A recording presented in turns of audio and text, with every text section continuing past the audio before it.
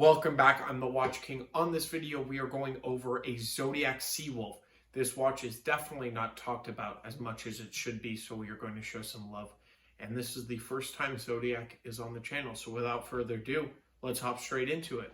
Jumping right into it, this is the watch we are talking about today. What a beauty. Real true beauty of a watch. We'll get into this exact watch, but I want to go over a brief history because not a ton of people know about the history of Zodiac.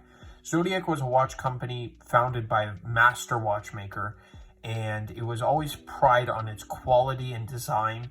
It was it was a strong belief all the way through, and they made pocket watches all the way to 1908. They continued making pocket watches in 1908, but that's when they started production on wristwatches.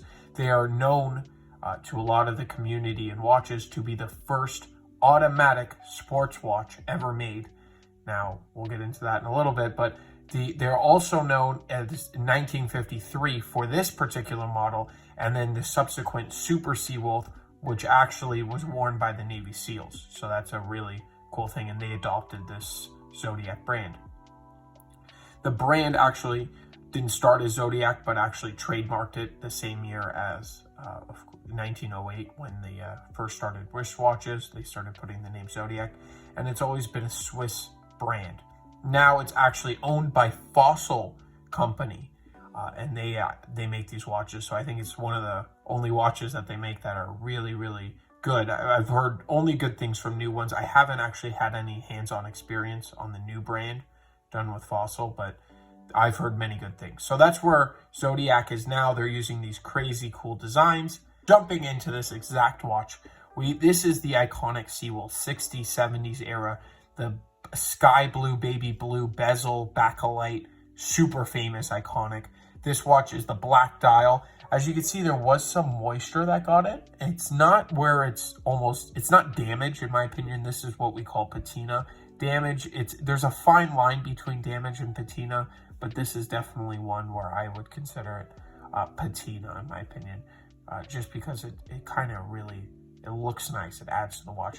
And you can see some of the top hour marker there had that too with tritium. You'll notice it's a Swiss watch, which they're famous for. Swiss T and then over 25, as you can see at that 6 o'clock right there, automatic. Now, this is a really amazing movement. It's the caliber 70 to 72. Now, I would have a picture for you, but my watchmaker he pinned it up. He put the case back on and all new gaskets, so it runs perfectly. It's clean and everything. So I didn't want to have him open it up again, but very, very nice movement. Very well decorated. You'll notice there's hacking, which means the second hand stops when you pull out the crown.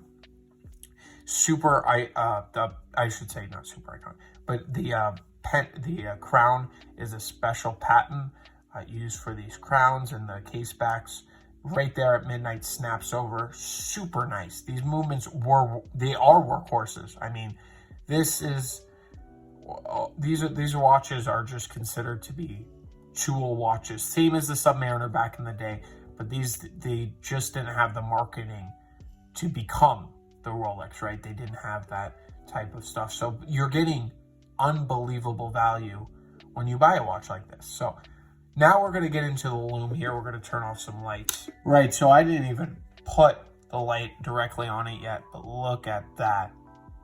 Isn't that something? Look at that triangle at the, here, the light just went out here. All right, let's put it there.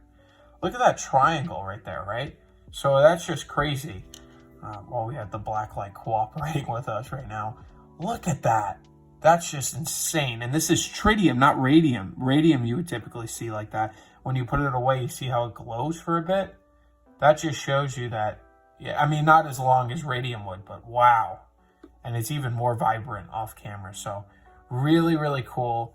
And I'm a huge sucker for backlight dials.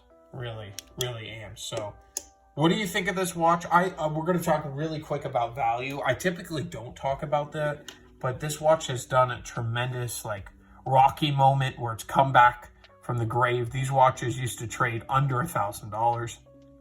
Now I'm seeing them online for $4,000, 2 to 3 is typically like this type of condition. But I was really surprised. I mean, you used to be able to get these few years back. I mean, 5 years ago for like $1,000. So let me know.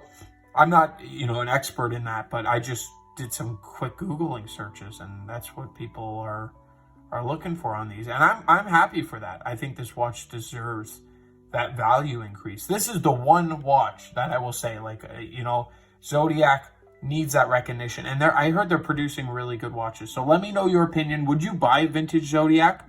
What do you think about the price increases, and do you think it's justified? I do. I think that these watches are unique and they should be on that trajectory. I don't know how much more it will go, just because there's other options that are bigger, right? Their metal bezels, that's a killer for me. If this watch didn't have a bezel that has backlight, I don't think I would be interested as much, personally, right? But at the same time, it's just a great watch. And we've talked about all the positives. The only thing is that the size. So let me know your opinions in the comments. If you're curious about this watch or any vintage watch, you can email me down below, and I also have an eBay link. I want to thank you all for watching, and I will catch you in the next one. Have a great day.